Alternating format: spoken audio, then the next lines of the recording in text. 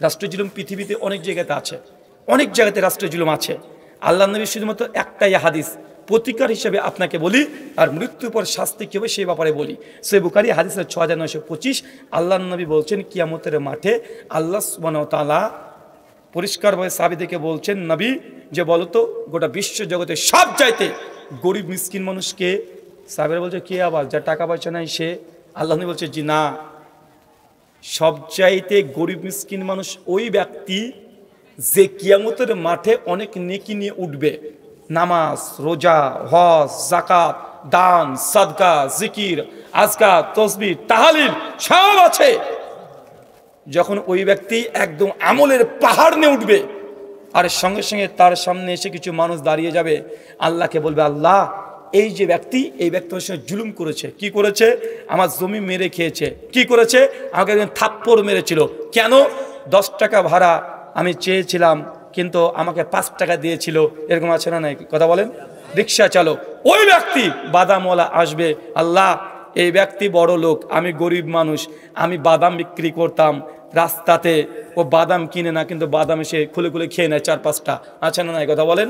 আপনি তার কাছ থেকে সম্মতি না নিয়ে একটা যদি বাদাম খান, তারপরেও এটা ওই ব্যক্তির প্রতি জুলুম করা হলো কি হলো না? কিয়ামতের মাঠে ওই সমস্ত লোক এসে দাঁড়িয়ে যাবে, আল্লাহ তখন বলবে, আচ্ছা তাই এই জুলুম করেছো, এখন আপনার যতগুলো আমল আছে এই ব্যক্তির যাদের প্রতি আপনি জুলুম করেছেন, সামান্য পরিমাণে জুলুম যদি করেন, বুখারীর হাদিস, একটা ছাগল যদি একজন ছাগলকেও গুতা দেয়, কিয়ামতের মাঠে আল্লাহ সেটার প্রতিশোধ নিয়ে নিবে, সেটাও নিয়ে নিবে। আপনি যত জোরের সঙ্গে জুলুম করেছেন, অন্যায় করেছেন, কিয়ামতের মাঠে তখন আপনাকে একদিকে রাখবে, আর এই জুলুম মানে যাদের উপরে জুলুম করেছেন সবাইকে একদিকে রাখবে। আল্লাহ তখন বলবেন ফেরেশতাদেরকে, এই ব্যক্তির মানে আপনার আমল থেকে সব নেকিগুলো যতটুকু জুলুমের পরিমাপ ততটুকু নেকি দিতে থাকো, সবাইকে নেকি। এখন আপনার নেকি শেষ, আর এদেরকে এখন পাল্লাতে কি আছে? কথা বলে নেকি আর নেকি। এখন দেখা যাচ্ছে আপনি তো নেকি করেননি, যতগুলো জুলুম করেছেন। আল্লাহ কি করবেন? তখন আপনার যে গুনাহ আছে, পাপ আছে, এই পাপগুলো এই জুলুম যে করেছে তার কাঁধে দিয়ে দিবে। কথা কি বুঝতে পারলেন? কথা বুঝেননি মনে হয়।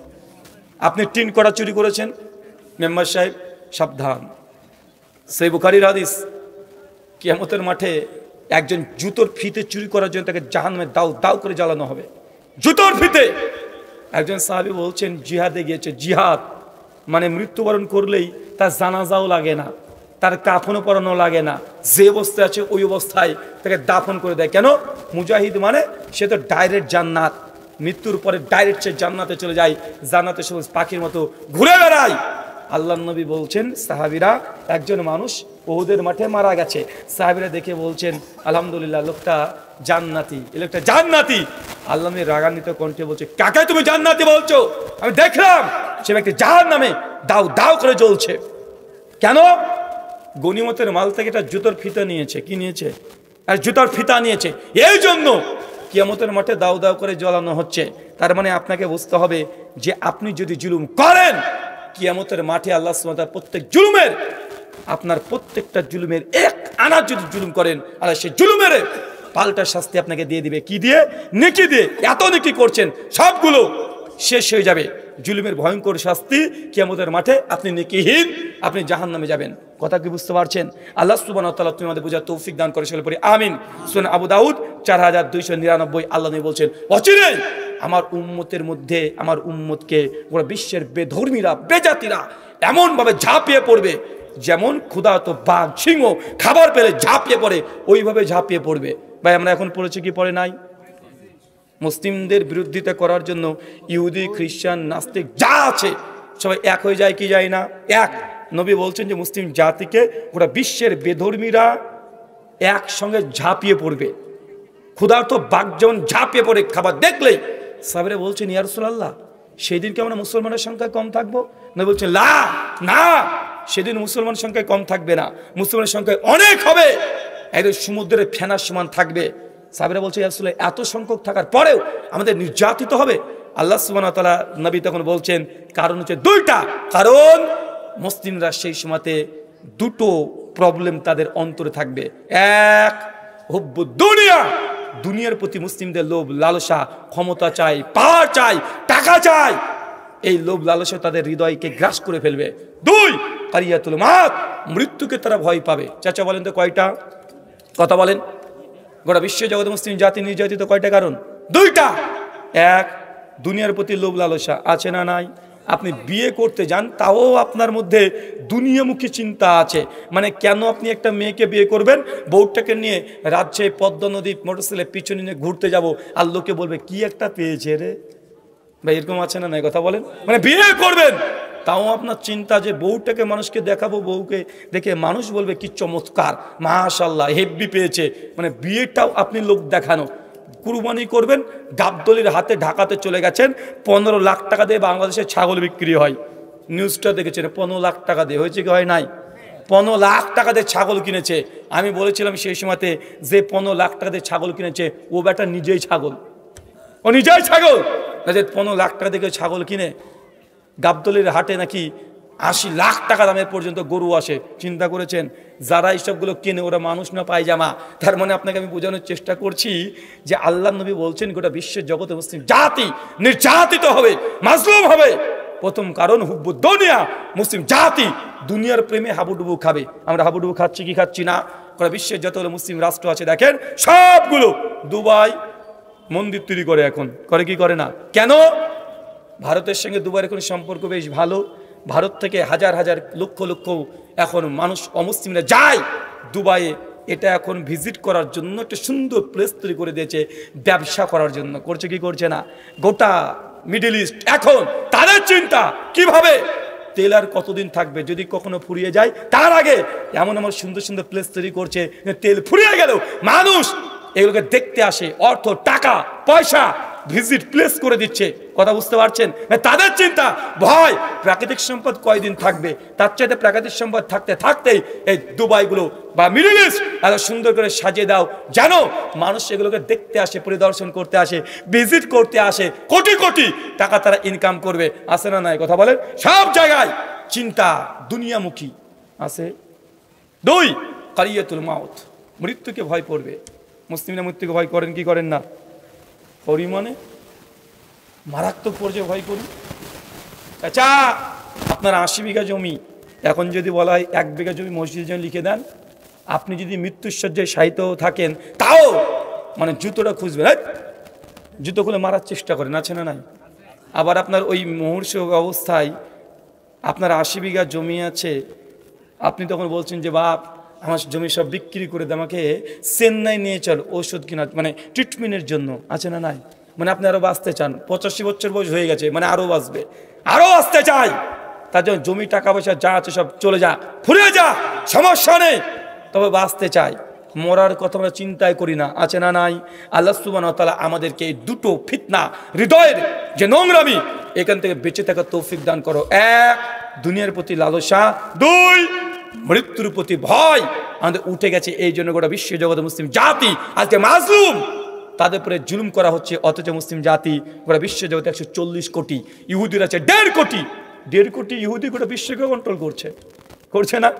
1.5 কোটি, 1.5 কোটি মানে কোনটা বুঝেন? মানে ঢাকা শহরে যত মানুষ বাস করে গোটা বিশ্বে ততগুলো ইহুদি নাই, মানে গোটা বিশ্বে। অথচ গোটা বিশ্ব জগৎকে কন্ট্রোল করা করছে ইহুদিরা। সামনে এই যেখানে মোবাইল আছে, মাইক্রোসফট কোম্পানির মালিককে ইহুদি, ইহুদি না? ইহুদি খ্রিস্টান তারাই। অ্যাপেল মালিককে ইহুদি, অ্যান্ড্রয়েড মালিককে ইহুদি, ক্যামেরা লেন্সকে আবিষ্কার করেছে ইহুদি, এই লেন্সকে আবিষ্কার করেছে ইহুদি। সকালে ঘুম থেকে উঠে পেপসুডেন্ট মানে ব্রাশ করছেন, কলগেট পেপসুডেন্ট, মালিক কারা? ইহুদি। ঘুম থেকে উঠে ভাবছেন হুজুর মানুষ একটু টিভি দেখি, গান সিনেমা তো শোনা যাবে না, একটু জন্তু জানোয়ার দেখি, কোন চ্যানেল দেখবেন? ন্যাশনাল জিওগ্রাফি, মালিককে ইহুদি। ছোট ছেলে কাঁদছে, টিভি দেখাবো, কি চ্যানেল দেখাচ্ছেন? পোগো, মালিককে ইহুদি। আপনি তরুণ যুবক ছেলে, আপনি এখন সিনেমা দেখবেন, হলিউডের সিনেমা দেখবেন, টলিউড বা ডলিউড ঢাকার ওগুলা চলে না, এখন আপনাকে হলিউড দেখতে হবে, কি চ্যানেল দেখবেন? HBO, মালিককে ইহুদি। সব জায়গাতে দখল করে বসে আছে। হসপিটালে যাবেন, হসপিটালের 80% টেকনোলজি বর্তমান যেগুলো আছে, আল্ট্রাসোনোগ্রাফি থেকে শুরু করে সব কিছু আবিষ্কার করা করেছে ইহুদি খ্রিস্টান, কন্ট্রোল করে নিয়েছে, গোটা বিশ্ব জগৎকে কন্ট্রোল করে নিয়েছে, গোটা বিশ্ব জগৎকে তারা হাতের মুঠোয় করে নিয়েছে। এটার দ্বারা ইসলামের কোনো দুর্বলতা প্রমাণ বরং হয় না। কারণ আল্লাহ সূরা বাকারার 37 নম্বর আয়াতে বলে দিয়েছে, ইয়া বানি ইসরাইল, এ চিলড্রেন অফ ইসরাইল, ইসরায়েল জাতিকে আল্লাহ সুবহানাহু ওয়া তাআলা দুনিয়াতে যত রকমের জ্ঞান ছিল আল্লাহ তাদেরকে দিয়েছিলেন। কেন জানেন? কারণ বানি ইসরাইল এমন এক জাতি, সবচেয়ে নবী তারা বেশি পেয়েছে, সবচেয়ে আসমানি গ্রন্থ তারা বেশি পেয়েছে। তা যাদের নেতা ছিল নবী, যাদের জ্ঞানের উৎস হচ্ছে আল্লাহর ওহী, তো তারা জ্ঞানী হবে না তো আমরা জ্ঞানী হব? আমরা তো ওহী চর্চাই করিনি। আমাদের হুজুররা বলে, খবরদার কোরআন মাজিদ বাংলায় পড়বি না, পড়লে গোমরা হয়ে যাবি। বলে কি বলে না? কথা বলেন, বলে না? কেউ যদি কোরআন মাজিদ পড়ে, তুই বুখারী পড়ছিস মানে? বুখারী পড়তে হলে 70 বছর সময় লাগে। তো এই উম্মতকে তো কোরআন থেকে, ওহী থেকে দূরে করে রেখে দিয়েছে ইহুদিরা। এত বিজ্ঞান চর্চা উন্নত হয়ে গেছে কারণ তাদের উৎস ওহী, তারা জ্ঞান অর্জন করে। কোরআনকে মুসলমান যেমন বিশ্বাস করেন, ইহুদিরা তার চাইতে 1.5 গুণ বেশি বিশ্বাস করে। সূরা বাকারা খুলে দেখেন 48 নম্বর আয়াত, আল্লাহ নিজে জানাচ্ছেন যে মুহাম্মদ সাল্লাল্লাহু আলাইহি ওয়াসাল্লাম যে নবী, ইহুদিরা নিজের ছেলেকে যেইভাবে চেনে জানে, ঠিক ওইভাবেই জানে আসলে নবী মুহাম্মদ সাল্লাল্লাহু আলাইহি ওয়াসাল্লাম তিনি নবী, কিন্তু তারা মানে না। তার মানে তারা কোরআনকে অস্বীকার করতে চায় না। তা জানে কোরআনটা সত্যি আল্লাহর বাণী, ওখান থেকে তার জ্ঞান অর্জন করে। আপনি ভাবছেন করে না? করে। যদি নাই করতো আল্লাহ নবী সেই বুখারী সুনান ইবনে মাজার হাদিস যে কিয়ামতের সংকটে যখন মুসলমানের সঙ্গে ইহুদিদের যুদ্ধ হবে, সেই সময় খেজুর গাছের পিছন থেকে খেজুর গাছ তখন চিৎকার দিয়ে বলবে, হে মুসলিম, ইহুদি আছে, তাকে হত্যা করো। এই জন্য ইহুদিরা ফিলিস্তিনের ভূখণ্ড থেকে খেজুর গাছকে শেষ করার পরিকল্পনা নিচ্ছে। তো তারা বিশ্বাস না করলে এমনি করছে। কথাটা বুঝতে পারলেন না? মানে তারা কোরআনের এই আয়াতগুলোকে, হাদিসগুলোকে অকাট্য বিশ্বাস করে, বিশ্বাস করে। মুসলমান আপনি নিজে বিশ্বাস করেন না, এই জন্য তো আপনি আল্লাহর কাছে চাওয়াত দিয়ে আপনি বলছেন ইয়া গাউসুল আজম মাদাত। আছে না নাই? আপনি চান না? কবরের কাছে যাচ্ছেন, মাজারের কাছে যাচ্ছেন, আপনি নিজেই জুলুম করছেন আল্লাহর সঙ্গে। আল্লাহ সুবহানাহু ওয়া তাআলা বিশেষ করে দুটো জুলুম, এক নিজের সঙ্গে জুলুম, দুই আল্লাহর সঙ্গে জুলুম করা থেকে আমাদেরকে পরিত্রাণ দান করো। চলে পড়ি আমিন। এই দুটো জুলুম থেকে যদি আমরা নিজেদেরকে বাঁচিয়ে রাখতে পারি, ইনশাআল্লাহ রাষ্ট্রীয় জুলুম আল্লাহ অটোমেটিক তিনি আমাদের থেকে তুলে নেবেন। এই দুটো জুলুম, নিজের থেকে নিজেকে জুলুম করা, গুনাহ থেকে দূরে থাকেন, দুই আল্লাহর সঙ্গে জুলুম করা বন্ধ করে দেন, তাহলে রাষ্ট্রীয় যে জুলুমগুলো হচ্ছে, মুসলিম জাতি নির্যাতিত হচ্ছে, ইনশাআল্লাহ এই জুলুমগুলো আল্লাহ অটোমেটিক তুলে নিবে। আল্লাহ সুবহানাহু ওয়া তাআলা রাষ্ট্রীয় জুলুম থেকে আমাদেরকে হেফাজত করে। সকলে বলি আমিন।